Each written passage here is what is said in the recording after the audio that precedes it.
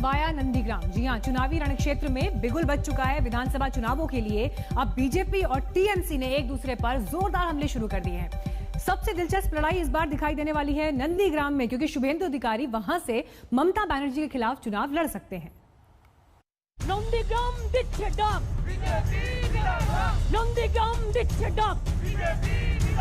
जोर बोलो।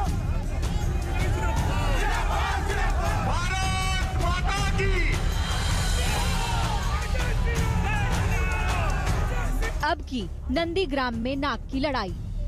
ममता के खिलाफ शुभेंदु का चुनावी रण। ममता का दाव, शुभेंदु का चैलेंज। कभी कमांडर रहे शुभेंदु ने साथ छोड़ा और विरोधी खेमे में जा मिले, तो ममता ने तनिक भी देर नहीं की, ऐलान कर दिया इस बार वो नंदीग्राम से चुनाव लड़ेंगी। हमारे पास एक लाठी जाएगा, क्या बोलूं तो 2016 ইলেকশনের আগে আমি নন্দীগ্রাম থেকেই আমি আমার ইলেকশন ঘোষণা করেছিলাম। আমি আজকেও এসছি নন্দীগ্রামে। নন্দীগ্রাম থেকে তৃণমূল কংগ্রেস 2021-এ জিতবে এবং 2021 মনে রাখবেন নন্দীগ্রাম থেকেই শুরু হলো জেতার পালা। তাই তৃণমূল কংগ্রেস এই নির্বাচনে জয়লাভ করবে। নন্দীগ্রাম থেকে শুরু করে প্রত্যেকটা সিটে তৃণমূল কংগ্রেস জয়ী হবে। अब नंदीग्राम से ही शुभेंदु अधिकारी के चुनाव लड़ने की भी खबर है। बीजेपी के सूत्र बताते हैं कि उनका नाम तय है, यानी बंगाल की लड़ाई का सबसे अहम केंद्र बन गया है नंदीग्राम। मुकाबला आर पार का है। बीजेपी का चेहरा बन चुके शुभेंदु अब ममता को कड़ी टक्कर देने का इरादा कर चुके हैं। शुभेंदु अधिकारी ने 2016 के विधानसभा चुनावों में नंदीग्राम से टीएमसी के टिकट पर चुनाव जीता था। इस इलाके में उनका वर्चस्व भी माना जाता है। दक्षिण बंगाल की अहम सीटों में से एक है नंदीग्राम। ममता शुभेंदु के दाव ने नंदीग्राम को बंगाल की सियासी लड़ाई का सबसे कठिन रण क्षेत्र बना दिया है। सवाल है कि ममता ने नंदीग्राम से लड़ने का फैसला क्यों किया। दरअसल शुभेंदु अधिकारी दक्षिण बंगाल के बड़े नेताओं में शुमार हैं। सत्ता का द्वार दक्षिण बंगाल से ही खुलता है, लिहाजा ममता नंदीग्राम से चुनाव लड़कर बीजेपी के मंसूबे को नाकाम करना चाहती हैं।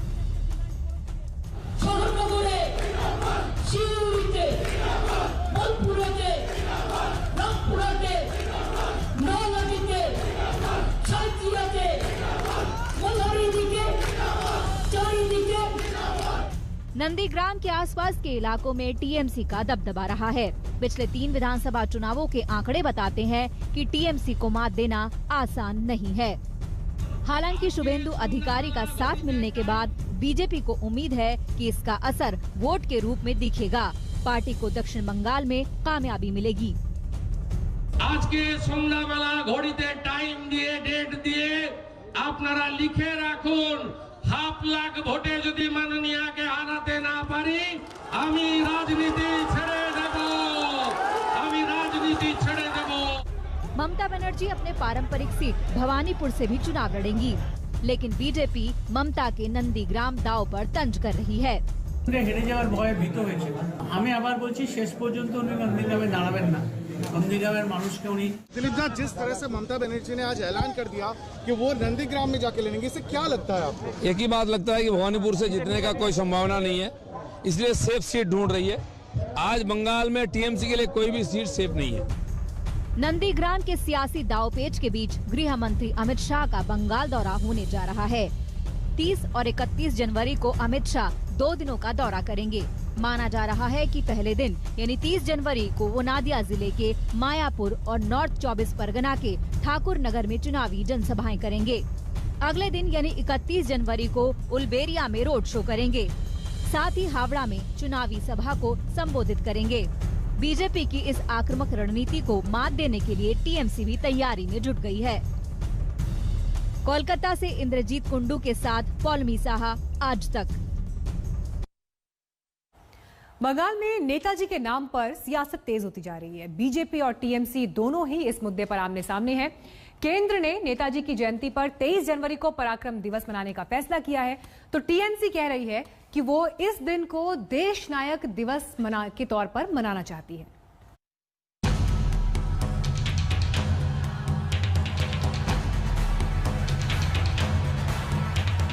आया बंगाल चुनाव, शुरू हुआ सियासी दांव। जय हिंद, जय हिंद, जय हिंद, जय हिंद, जय हिंद, जय हिंद, जय हिंद। बंगाल में नेताजी के नाम पर सियासी घमासान। केंद्र का पराक्रम दिवस तो बंगाल सरकार का देश नायक दिवस। बंगाल चुनावों के ऐलान से पहले नेताजी के नाम को भुनाने की सियासी होड़ लग गई है। बीजेपी की अगुवाई वाली केंद्र सरकार का अपना दांव है। ममता सरकार ने भी नेताजी को लेकर ताल ठोकी है।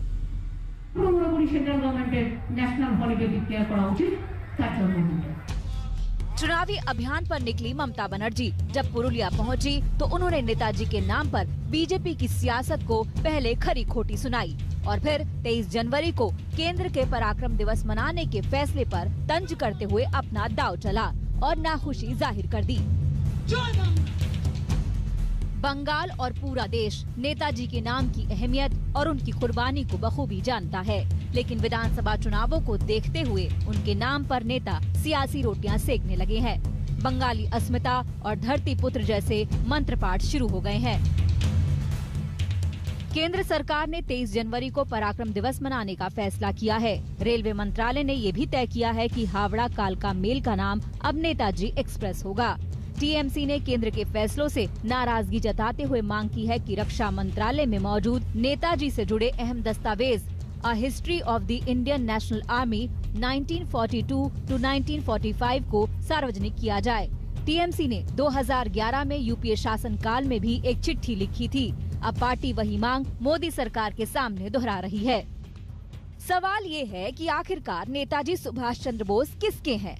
बीजेपी कह रही है 23 को पराक्रम दिवस मनाएंगे। टीएमसी ने देश नायक दिवस मनाने का फैसला किया है।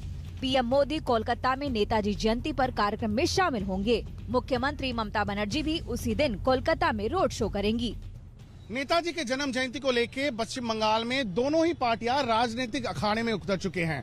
जहां एक और मोदी सरकार ने इस दिन को पराक्रम दिवस के रूप में मनाने का ऐलान किया है, वहीं ममता बनर्जी सरकार ने उसको नकारते हुए ये कह दिया है कि 23 जनवरी देश प्रेम दिवस के रूप में वो मनाएंगे। काम जो भी हो, लेकिन नियत बिल्कुल साफ हो चुका है। जनता जनार्दन के सामने दोनों ही पार्टियां ये दिखाने की कोशिश कर रही है कि कौन ज्यादा नेताजी भक्त है। इन दिनों नेताजी के नाम पर बंगाल का दिल जीतने की जीत तोड़ कोशिश हो रही है। टीएमसी और बीजेपी दोनों के बीच इसकी होड़ है। प्रधानमंत्री मोदी, गृह मंत्री अमित शाह और पार्टी के तमाम नेता महापुरुषों के सम्मान में सर झुका रहे हैं। संदेश देने की कोशिश है कि बीजेपी बंगाल जनमानस को जानती है। 2 महत्वपूर्ण स्मारकों का दर्शन करने का मुझे सौभाग्य मिला है।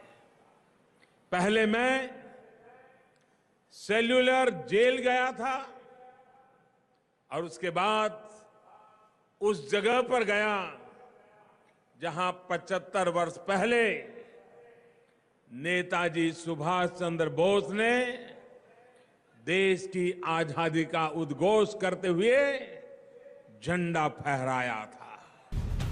पार्टी नेताजी की जयंती पर 23 जनवरी को कोलकाता में बड़ा आयोजन करने जा रही है। पहला पराक्रम दिवस पीएम मोदी कोलकाता जाकर मनाएंगे। सेलिब्रेशन के लिए पीएम मोदी के नेतृत्व में 85 सदस्यों की कमेटी बनाई जा चुकी है। हम गरिमा और सम्मान के साथ नेताजी की जयंती को पराक्रम दिवस के रूप में मनाएंगे और प्रधानमंत्री जी उस समय मौजूद है, ये हमारे लिए गर्व की बात है। टीएमसी भी उसी राह पर है। नेताजी की जयंती पर देश नायक दिवस मनाने की तैयारी है। ममता 23 जनवरी को रोड शो करेंगी। हालांकि टीएमसी कह रही है कि नेताजी के नाम पर राजनीति नहीं होनी चाहिए। श्याम बाजार 5 पॉइंट क्रॉसिंग में नेताजी का जो मूर्ति है, वहाँ से एक रैली निकलेगा, कलरफुल रैली। वो रैली मैदान में जहाँ नेताजी का स्टैचू है वहाँ तक आएंगे। अभी अचानक ये केंद्र का जो सत्ताधारी दल है, ये बंगाल के जो आइकन है, जितने सारे आइकन, चाहे ठाकुर श्री श्री रामकृष्ण परमहंस देव हो, स्वामी जी हो, नेताजी हो, रविन्द्रनाथ टैगोर हो।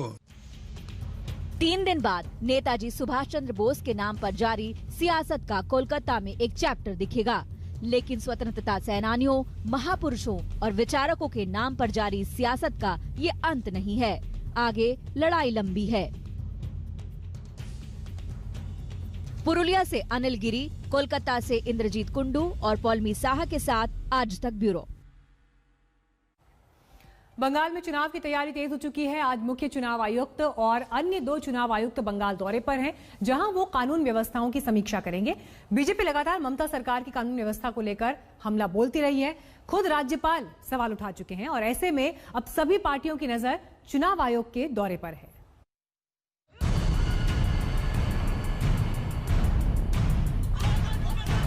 बंगाल में रैलियों पर हमले, रोड शो में बवाल, राजनीतिक पार्टियों के कार्यकर्ताओं की हत्या,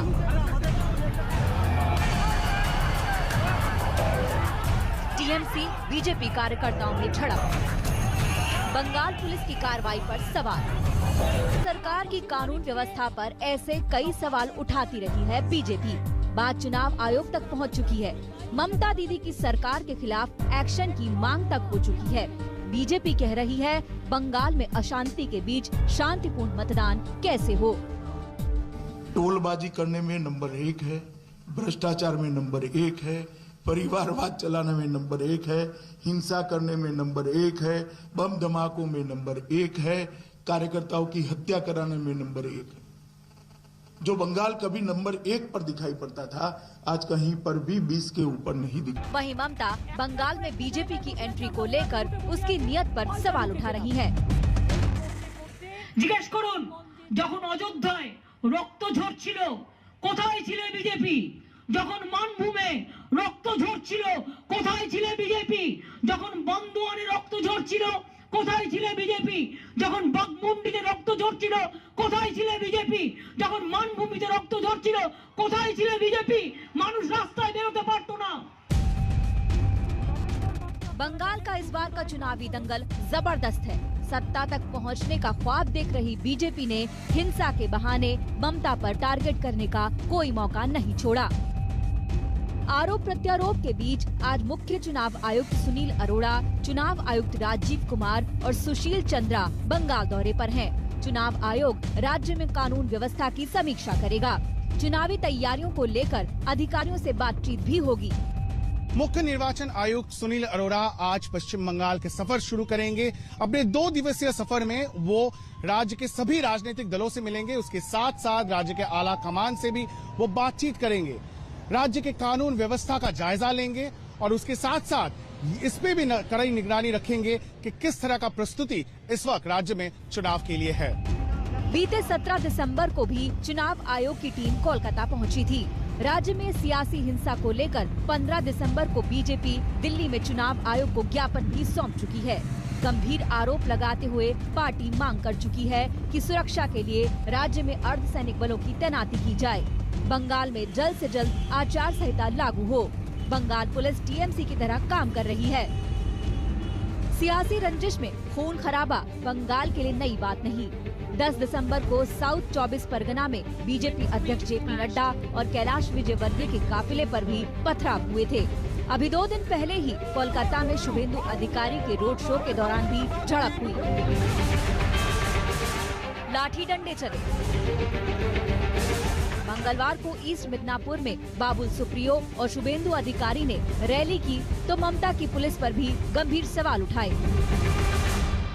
पुलिस अधिकारी নন্দীগ্রামের গুলি চালানোর নেতৃত্ব দিয়েছেন, তার পানিশমেন্ট দেননি, উল্টে তাকে 5 বার এক্সটেনশন দিয়েছেন। দেবাশিস গাঙ্গুলি তাকে প্রমোশন দিয়ে এসিপি হাওড়া কমিশনারেট করেছেন। बंगाल सियासी हत्याओं के लिए बदनाम होता जा रहा है। बीते दिनों कई बीजेपी कार्यकर्ताओं का मर्डर भी हो चुका है, तो टीएमसी भी बीजेपी पर अपने कार्यकर्ताओं के कत्ल के इल्जाम लगाती रही है। वही कानून व्यवस्था को लेकर राज्यपाल जगदीप धनखड़ भी राज्य सरकार को कटघरे में खड़ा कर चुके हैं। I am worried about governance in the state of West Bengal. The governance is getting away from rule of law. The governance is getting away from constitution. ऐसे तमाम सवालों के बीच बंगाल में चुनाव कराना चुनाव आयोग के लिए बड़ी चुनौती है।